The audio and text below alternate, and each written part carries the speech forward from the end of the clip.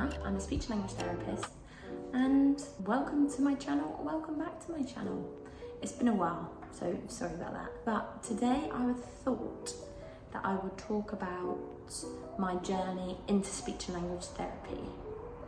So I have been qualified now for, I finished university around this time last year, probably, yeah. So I've been qualified for about a year. I've been in this job for about 10 months. So what I thought I'd do is I'd start right from the beginning, what I did, how I got here, and what I do now, all the way up until what I do now. So if you're not interested in how I got here, but you're interested in what I'm doing now, maybe skip a bit further along. But yeah, sorry, there's buses in the background. Maybe I'll shut these windows. As you can see, I'm currently in the clinic room. Of my current job. It's my lunch break currently. It is 2:04 though, quite a late lunch break. But I just had my final patient of the day and I just thought I'd, just do this now. I've got half an hour and hopefully, yeah, I just thought it was a good time and you can see the room I'm in and yeah. I am on my phone currently, so sorry if the quality is poor and I need a hair wash. But what can we do? We can't win at everything. And I've got my tea, so please get yourself something if you want. I'll do a quick summary of where I'm at now. I currently work in London and I live in London. So I will start from like GCSEs. So I get questions, I say questions like I get loads. Like I've had a few questions that have asked like what I did for GCSEs, what I did for A-levels, etc, etc. And one thing that I want to emphasize now is that there were so many people on my course, and I'm sure on the current courses at the moment, that had a variety of different A-levels, a variety of different GCSEs. I don't think GCSEs especially is the time where you have to commit and go straight for it. I would do things you enjoy, especially for GCSEs, because you just want to get the best grades you can. And even for A-levels, I know people that went in to speech therapy after doing music degrees, after doing, I guess music is kind of tied in. I'm trying to think of like geography. I did psychology, which is related and kind of helpful, but I did psychology because I wasn't sure what I wanted to do, and it's quite a broad, there's broad options for me to go into from that. And I enjoyed it, so that's why I did it, but also did help. But my point here is you don't have to do particular courses to get on to the speech therapy course. There are certain ones obviously that are better, but I wouldn't stress too much about it. I don't know if that was very condensed. Anyway, so I left school at 16 and I went to college 17 to 18, whereas some schools go all the way to 18. But I did my GCSEs at college and I did everything that you had to do, which was maths to English, so English language, English literature, and I did double science. And then I did drama, RE, so religious education, history. Oh my word, this is a throwback, isn't it? And I did something else too.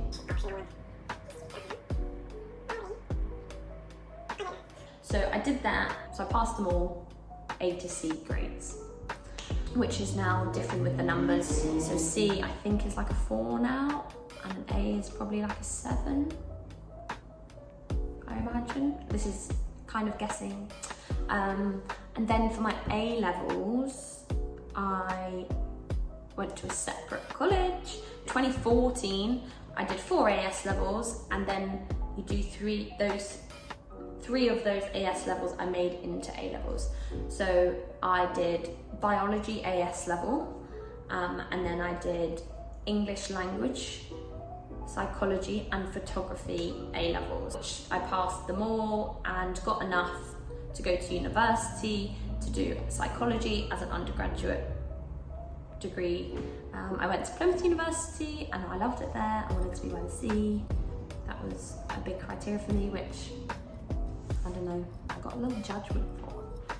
More from an academic side, like I don't choose university because you don't want to be by the sea. But I did and it worked out. So I did psychology, the BSc in psychology, and it was like an accredited accredited psychology course, which meant that like if I wanted to, because I did think about it, go into clinical psychology. So then I did psychology, which took 3 years, and during those 3 years I still didn't really know what I wanted to do. So I tried to work it out by doing different volunteering. So I chose modules, when I was allowed to choose modules, of things I was interested in, and these all kind of gravitated towards where I am now. So for example, one option I chose was kind of psychology around talking, or not even talking, just developmental psychology, which is also kind of tied in obviously to speech and language, because speech and language is a big part of development. And I also at this time volunteered for the Alzheimer's Society. So what I didn't do this for long, but at this point I had to do certain courses to train in, and then I basically spoke to, I think I was called a dementia advisor, and then I spoke to people with Alzheimer's and their families and supported them like in the community. So for example, if there's something that they really love to do, like walking or singing, it was like finding them a group that we can not make it dementia friendly, but there's normally lots of groups around that supported people with dementia, and they had facilities to support that and make sure that people were safe, etc, etc. So I did that, and that's actually where I learned about speech and language therapy, and I just thought it seemed really interesting. It's definitely something I wasn't like, yes, I'm definitely going to do it then, but I just learned more and more about it, did more investigating, working out how you had to do it, how I could do it, what I should do, just over the next few years. And then I left university and I had 2 years out. In those 2 years, I worked in a pub, I volunteered at a nursery once a week. I was very fortunate enough to be able to volunteer because I lived at my family home. Yeah, so I volunteered in a nursery, I shadowed in a hospital, or 2 hospitals. So one was in a hospital in Northamptonshire, and one was a hospital in Portsmouth, where I shadowed speech and language therapists in the acute wards and also in critical care. Sorry, I'm looking away because I'm thinking. And then I also shadowed a community speech and language therapist with adults. I really enjoyed both of those experiences. So it's really, really important for applying for the courses, so undergraduate or postgraduate, to have experience, so that you've got things to talk about, like why you want to do this, what you're going to do, etc, etc. So that's why I was doing these things, and also to work out if this is really what I wanted to do. So I had a variety of volunteering experience, and then I did a ski season, I did a summer season working in the mountains as a chalet host, and then I also went traveling for 3 months, and then I was meant to go to Australia, but then COVID hit. And I then worked on the track and trace and in Tesco's whilst I was applying for all these masters and everything to save money and yeah, work it all out. Yeah, so my aim in those 2 years was to get some travelling in, get those itchy feet scratched. I don't think that's what you say, but okay. So I applied to London universities only, so I applied to UCL and City. I fortunately got interviews for both, but I didn't get into UCL, so I went to City. I also was looking at applying elsewhere, for example at Sheffield, but I thought London would be the best experience in terms of the placements that are offered and how much knowledge you would gain in such a huge city with really specialist areas in London, which is very expensive. And if you're from the UK, you get your NHS grant, which I think is still £5,000 a year, and you get a loan as well to support, but that does not cover accommodation in London. So that's really something to bear in mind. But I was lucky enough to also have some support from family, otherwise I wouldn't have been able to do it. I had all of these things to bear in mind, and I also knew I would get a part-time job too, not to work lots, but more just to make an little extra bit of money as much as possible, but try not to interfere with my course as well at the same time, because that was my priority. So yes, and then we get to September 2020, where I moved to London. I moved in with 2 girls that I met on Spare Room, who are now 2 of my best friends, which is amazing because I'm 3 years in and I'm still living with one of them. One of them's gone abroad but we're still really good friends. Like, we're going on holiday in October, like, oh, it's just lovely. Like, and I know I'm very lucky because I know it's really hard to find people to live with, especially in London. You hear really bad stories, but there are good stories too. So yeah. So I moved in with those two girls. We lived in Southwest London, and I started my course at City University, which is in Angel. And because it was COVID, we did a lot of stuff online. It was normally like 4 days, I think, on, and 1 day of reading a week, and 4 days of like online lectures or placements, and it kind of chopped and changed, to be honest. So I started uni, unfortunately didn't get placements till the January because of COVID and working out the safety of us as students, having us in different places and online placements and organising everything. So I did my first term, which I really enjoyed. I learned so much, there was so much information. I really enjoyed my course though, but it was hard. It was hard. And you know, like looking back now, I'm like, oh, maybe it was just really fine. But at the time, I found it really, really challenging. It was really difficult. I really had to use my brain. I really had to push through some hours that I was like, I can't think anymore. For a variety of things, like we had exams, essays, reports. I don't think we'd had a speaking exam at this point, probably not. And then I started my placement. So my first placement was in a hospital in Bromley. Is it Bromley? I think it was. It was the university hospital, and I was on the acute ward and the stroke wards, which was really great, interesting. I really enjoyed that placement. And it was peak COVID, that big January COVID where it was all a bit miserable. So I was really grateful to be able to go on the placement.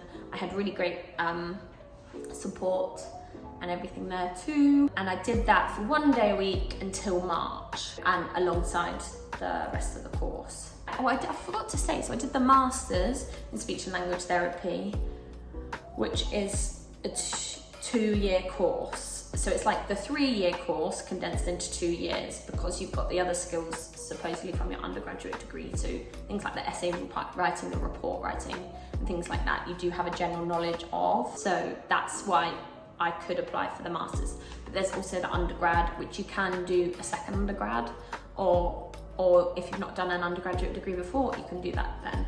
And then we had a bit of a break of placements. We had exam season, and then I had a placement at the Evelyn Children's Hospital, which was amazing.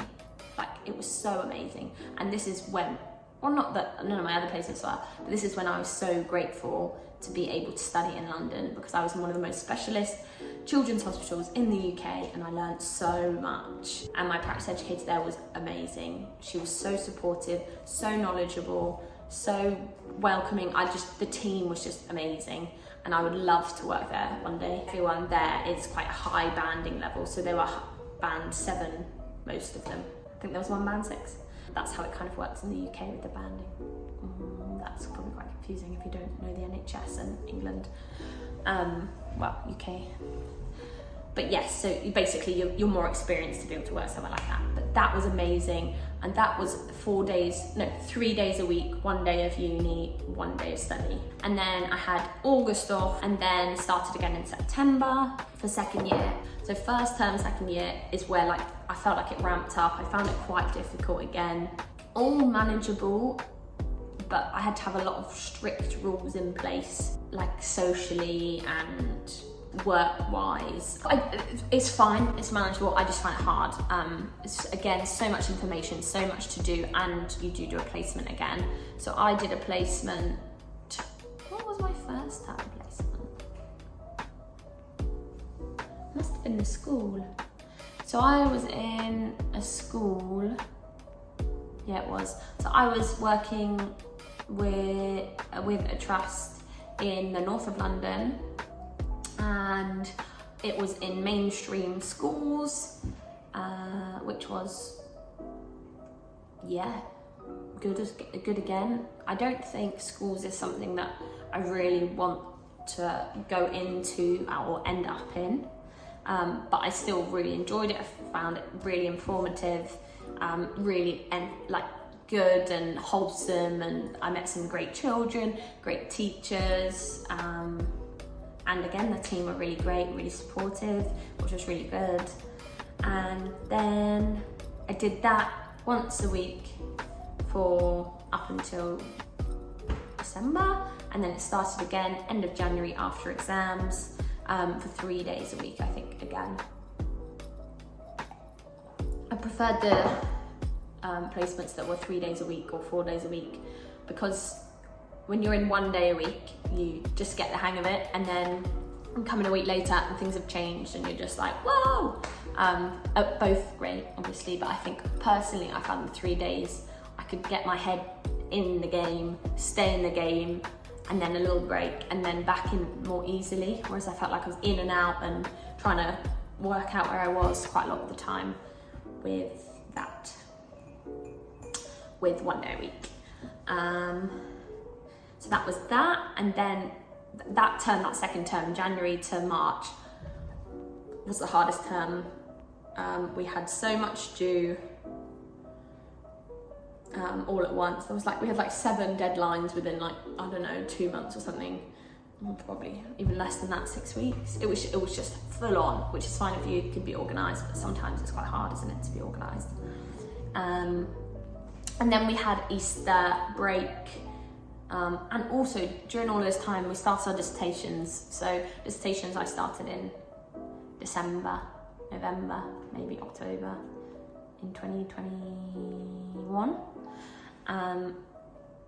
And then we started collecting data from January. So mine was a primary data thing.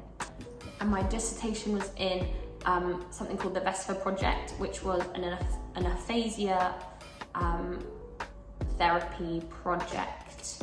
And we were looking at how this therapy supported word finding and also functional communication, so communicating everything that they need to, and the effectiveness of this therapy on both of those things, which was really interesting and again really amazing, but all together with all the other assignments and everything was intense. January 2022 to April 2022 was intense. Then we had exam period, and then we had, after that, I had my block placement in the prison, which was amazing. So I worked in 2 prisons in London, had 2 practice educators who were both, again, amazing, so supportive, so knowledgeable, really helped me improve and really wanted me to improve, and were really encouraging and positive and just really, really good. And then in those prisons I worked with men with learning difficulties, with speech sound difficulties, who had a stroke, there was just numerous things that I worked with in that. So that was my final placement, and then I finished in July 2022 and started my job in September 2022 after a bit of time, a bit of summertime. So yeah, that is my journey to then. And then I've been in this job, which is a 0 to 5 paediatric community role. So children tend to come into the clinic with their families or parents, and we see them for an initial assessment or a review assessment in the clinic, and then we create programs for them to work on at home and at school, or offer therapy groups, or both. And we also do work with children from 0 to 18 with speech sound difficulties or stammering as well. So yeah, that's been really good, and I've been doing quite a bit of shadowing recently of children, of my colleagues who are in the complex needs team, which they do more home visits and more children who can't quite access the clinic environment or find it too stressful or distressing. So yeah, that's kind of what I'm doing at the moment. And my colleagues are really supportive, lovely, fun. So yeah, and what the future holds, we will see. I don't know right now, but I'm keeping my options open. I'm enjoying where I'm at, but I wouldn't say no to new opportunities. That's kind of where my head's at. But yeah, so thank you so much for watching. I feel like it's been a broad summary from 16-year-old me to 26-year-old me. 10 years, oh my word, it's 10 years. Crazy. So that's a summary of how I became a speech and language therapist from 16 to 26. 10 years. Can do it quicker than that. I just didn't know what I wanted to do in the meantime, so that worked for me.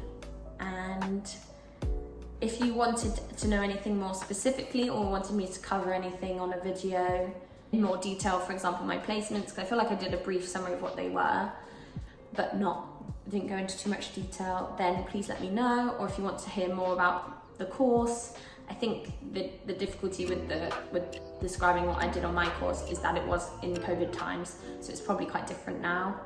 And my experiences with the masters and not the BSc. But if you're wanting to do it, I would really recommend looking into speech and language therapy. There's a website called Prospects, which I found really helpful and kind of told you the kind of people that suited it, what you kind of do. And I feel like this gives you a bit of a summary too in terms of how you'd expect a course to be and maybe what you can expect from after the course. I have friends doing loads of different things. I have friends in adult acute, I have friends who are working in special schools or adults with learning disability. There's just so many things you can do. So there's so much. So yeah, if you've got any questions, please do comment them below. I really appreciate all of your support and likes and 1,000 subscribers. I never thought I'd get there, so really grateful. Thank you very much. And hopefully I'm gonna do some videos. I'm really bad at doing them. I really like making them and doing them, but it's the timing. I just find other things and I'm just busy. I haven't prioritized it. I can't make any excuses, but I do want to. I really want to, and I really appreciate your support. So thank you so much. So yeah, thank you so much for watching, and I will see you in the next video. Bye.